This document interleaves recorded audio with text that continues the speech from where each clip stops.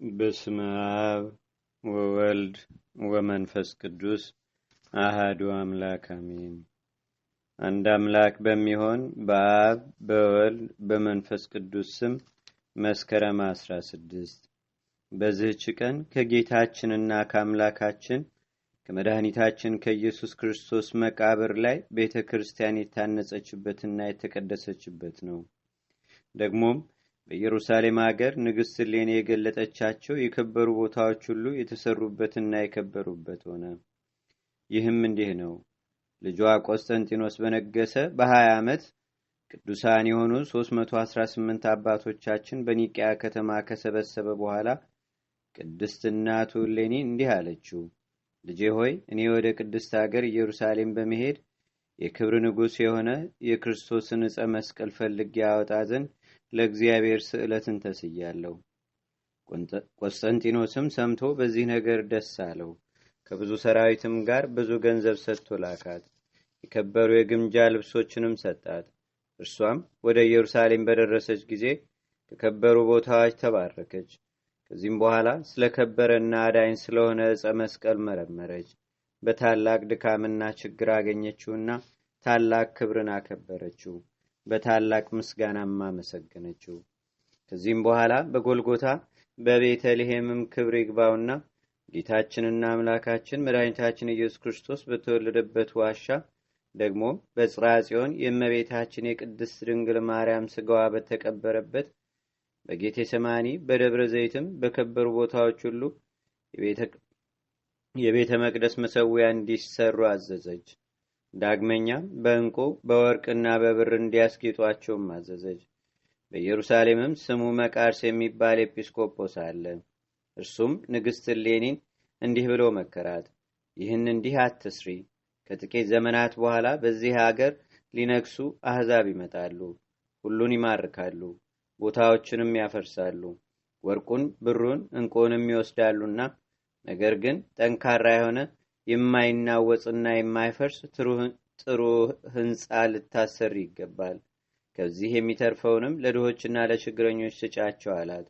እርሷም የአባ መቃርስን ምክሩን ተቀብላ መኳንንቱ ሁሉ ለአባ መቃርስ በመታዘዝ በከበሩ ቦታዎች ሁሉ አብያተ ክርስቲያናትን እንዲያንጹ አዘዘቻቸው። ከዚህም በኋላ ንግሥት እሌኒ ወደ ልጇ ንጉሥ ቆስጠንጢኖስ በተመለሰች ጊዜ በኢየሩሳሌም ያደረገችውን ሁሉ ነገረችው። ሰምቶም እጅግ ደስ አለው። እንደገና ሌላ ብዙ ገንዘብና ሕንፃውን ተቆጣጥረው የሚያሰሩ ሹሞችን ላከ። ለሚገነቡና ለሕንፃው ሥራ ለሚያገለግሉ ሁሉም ደሞዛቸውን ሳያጓድሉ ሁልጊዜ ወደ ማታ እንዲሰጧቸው ንጉሡ አዘዘ። ስለ ደሞዛቸውም እንዳይጮሁና እንዳያዝኑ እግዚአብሔርም ስለ ጩኸታቸው በእርሱ ላይ እንዳይቆጣ ይፈራልና። ጻድቅ ንጉሥ ቆስጠንጢኖስም በነገሰ በ70 ዓመቱ የከበሩ ቦታዎች ሕንፃዎች በተፈጸመ ጊዜ ነዋየ ቅድሳትን ዋጋቸው ብዙ ድንቅ የሆነ የከበሩ ግምጃ ልብሶችንም ላከ። ደግሞም ወደ ቁስጥንጥንያ ሊቀ ጳጳሳት ኤጲስቆጶሳቶቹን በመያዝ እንዲዘጋጅ እንዲሁም ወደ አንጾኪያ ሊቀ ጳጳሳትና ወደ እስክንድርያ ሀገር ሊቀ ጳጳሳት ወደ አባ አትናቴዎስ ኤጲስቆጶሳቶቹን በመያዝ ሁሉም ሊቃነ ጳጳሳት ወደ ኢየሩሳሌም ተሰብስበው በከበሩ ቦታዎች ውስጥ የተሰሩትን ወይም የታነጹትን አብያተ ክርስቲያናትን እንዲያከብሩ ንጉሡም እንዳዘዘ ሁሉም ተሰበሰቡ። እስከ መስከረም ወር 16 ቀን ኑረው በዚህች ቀን ሁሉንም አብያተ ክርስቲያናት መሠዊያቸውንም አከበሯቸው። የቁርባን ቅዳሴንም ቀድሰው ለምእመናን ሥጋውንና ደሙን አቀበሉ። በዚህችም ቀን ከቶ እንደርሱ ሆኖ የማያውቅ ታላቅ ደስታም ሆነ። የከበረ መስቀልንም በመሸከም በእነዚያ በከበሩ ቦታዎች ዞሩ። በውስጣቸውም ለእግዚአብሔር ሰገዱ፣ አመሰገኑትም። መስቀሉንም አከበሩት። ወደ አገሮቻቸውም በሰላም በፍቅር ተመልሰው ገቡ። ለእግዚአብሔርም ምስጋና ይሁን። በመስቀሉ ኃይልም ሁላችን የክርስቲያን ወገኖችን ይጠብቀን ለዘላለሙ አሜን። ሰላም ለኢየሩሳሌም ዘታንጸ መዝበራ በጥበበ ቆስጠንጢኖስ ንጉሥ ወለ እሌኒ በምክራ እለነጸሩ ስርዓታ ወለርእዩ ግብራ ስባት ይብሉ ለክርስቶስ በውስተ ኩሉ አሰራ እምናለማ ዛይበያ ዋላለ ክብራ። በዚችም ቀን በፋርስ ንጉሥ አሜኔሶር እጅ ተማርኮ ወደ ነነዌ አገር የተወሰደ ከንፍታሌም ነገድ የገባኤል ልጅ ጦቢት አረፈ። ይህም ጻድቅ ጦቢት በሕይወቱ ዘመን ሁሉ እውነትና ቅን በሆነ ሕግ ጸንቶ የሚኖር ነው። ከወገኖቹም ጋር ከመማረኩ በፊት ለችግረኞች ብዙ ምጽዋትን ይሰጥ ነበር። ብዙ ጊዜም የበጎቹን ጠጉርና ከእህሉ አስራቱን ይዞ ወደ ኢየሩሳሌም ይወጣ ነበር። ከገንዘቡም ከሶስት አንዱን ለድሆች የሚሰጥ ነው። በዚያን ጊዜ ሕዝቡ ሁሉም ክደው በዓልና ደማሊ ለሚባሉ ጣዖታት ይሰዉ ነበር። ወገኖቹም ወደ ነነዌ በተማረኩ ጊዜ ሁሉም የአሕዛብን እህል በሉ። እርሱ ግን ሰውነቱን ይጠብቅ ነበር፣ የአሕዛብን መብል እንዳይበላም እግዚአብሔርን ያስበው ነበርና። በአንዲት ዕለትም በአደባባይ የወደቀ በድን አግኝተው ነገሩት። ወዲያውኑ እህል ሳይቀምስ ተነስቶ ሄደ። ፀሐይም እስከሚገባ ወደ አንድ ቤት ውስጥ አስገብቶ አኖረው። ፀሐይ ሲገባም ቆፍሮ ቀበረው። በዚያች ሌሊትም እንደ ኃጢአተኛ ሆኖ በእድሞ ስር ተኝቶ አደረ። በእድሞውም ላይ ወፎች መኖራቸውን ስላላወቀ ፊቱን ገልጦ ሳለ ኩሳቸውን ከዓይኖቹ ላይ ጣሉበት። ዓይኖቹም ተቃጠሉ፣ ከእሳቸውም ጢስ ወጣ፣ ታወሩም። ባለመድኃኒትም ሊያድነው አልቻለም። በዚያም ጊዜም ጦቢት ወደ እግዚአብሔር እንዲህ ብሎ ለመነ። አቤቱ በቸርነትህ አስበኝ፣ ወደ ችግርነቴም ተመልከት። ለመማረክና ለመዘረፍ ባደረግከን በእኔና በአባቶች ኃጢአት ተበቅለህ አታጥፋኝ። አሁንም በፊትህ ደስ የሚያሰኝህን ነገር አደርግ። ከመኖር ሞት ይሻለኛልና በሞት ሰናበት ዘንድ አፈርም ሆን ዘንድ ነፍሴን የሚቀበል መልአክን እዘዝ።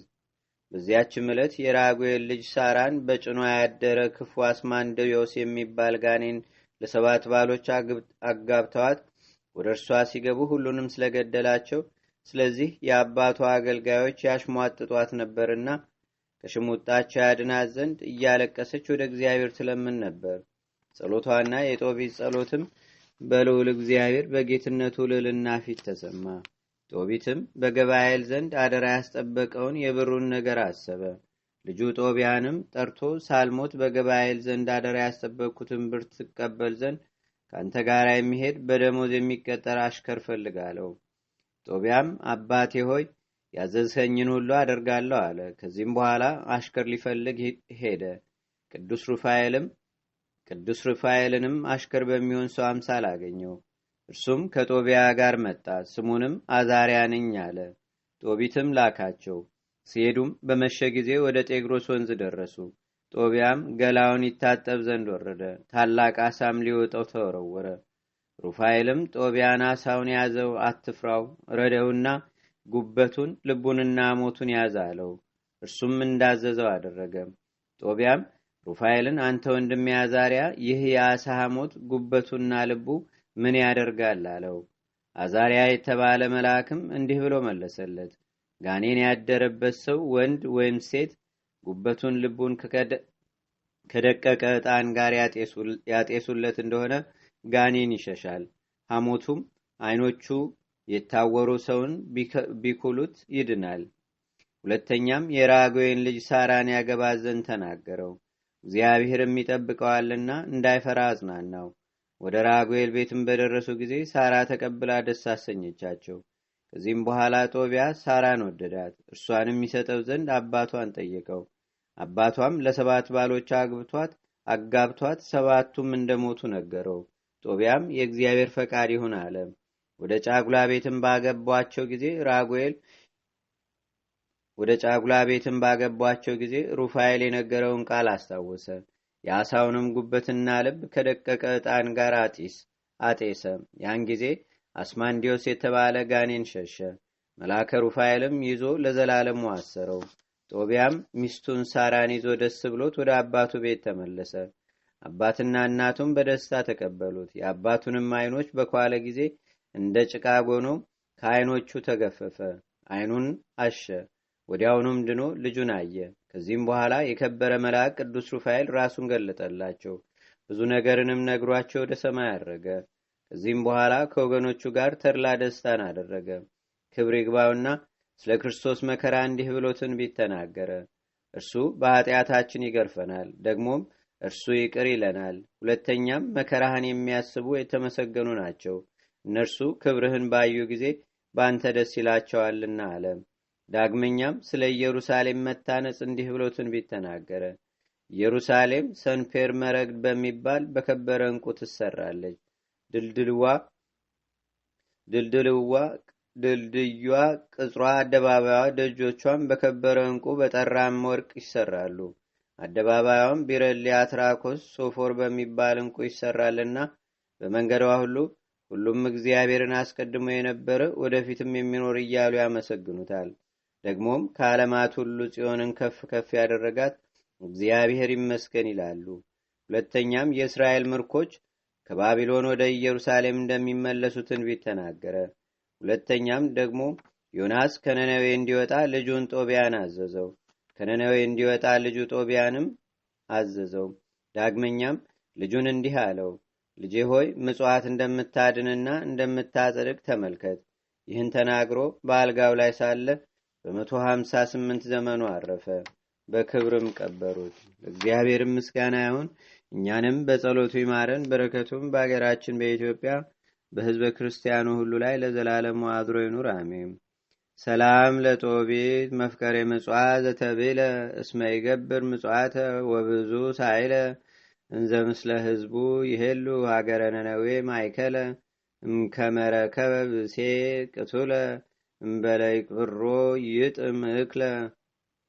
በዚችም ቀን ዳግመኛ የቅዱሳን የወርቅላ፣ የስሞን፣ የመርቄኖስ፣ የሃሊ፣ የሮቂኖስ፣ የሉኪያኖስ፣ የአርዝማኖስ፣ የጴጥሮስ፣ የሃና መታሰቢያቸው ሆነ። ተርታ ነገርንም እንዳይናገር ድንጋይ ጎርሶ የኖረ የአባ አጋቶንም እረፍቱ ነው። በረከታቸውም በአገራችን በኢትዮጵያ በሕዝበ ክርስቲያኑ ሁሉ ላይ ለዘላለም አድሮ ይኑር፣ አሜን። ሰላም ለአጋቶን አምሳለ በቀ ዘፈረ ክምረ ክም ጽድቁ እስከ አስተራየ ሰዓተ ፍዳ ወደ ሶበውእቱ አለ ለዘይነብብ ጽሯ ከመቦ ስቃየ በከናፍሪሁ ማይጾ እብን ወደ።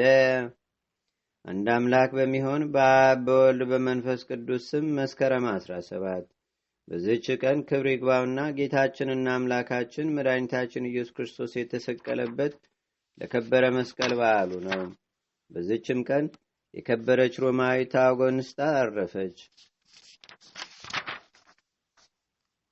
በዚህችም ቀን ለአባቶች ሊቃነ ጳጳሳት 14ተኛ የሆነ የእስክንድርያ ሀገር ሊቀ ጳጳሳት ቅዱስ አባት ዲዮናሲዮስ አረፈ። በዚህችም ቀን የሊባባ፣ የኪሪያኖስ፣ የዮስጢና፣ የቴክሴልጢያስ መታሰቢያቸው ነው። ለእግዚአብሔርም ምስጋና ይሁን። እኛንም በቅዱሳን መላእክት፣ ጻድቃን፣ ሰማዕታት፣ ደናግል፣ መነኮሳት፣ አበው ቀደም ይልቁንም በሁለት ወገን ድንግል በምትሆን በእመቤታችን በቅድስተ ቅዱሳን በድንግል ማርያም ረድኤትና በረከት አማላጅነቷም በአገራችን በኢትዮጵያ በሕዝበ ክርስቲያኑ ሁሉ ላይ ለዘላለም አድሮ ይኑር፣ አሜን።